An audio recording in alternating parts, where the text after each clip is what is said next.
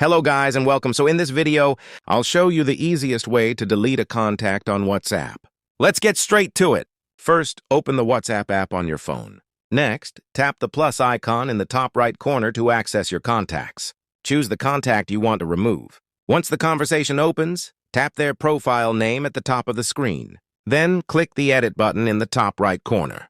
Here you'll see the option to delete contact. Tap it, then confirm by pressing delete. If you also want to remove the chat conversation, swipe right on the chat, tap More, and then select Delete Chat. Confirm by tapping Delete Chat. And that's it. Your contact and chat are now deleted from WhatsApp. So that's it for this video. Make sure to like and subscribe for more. Until next time, see you soon.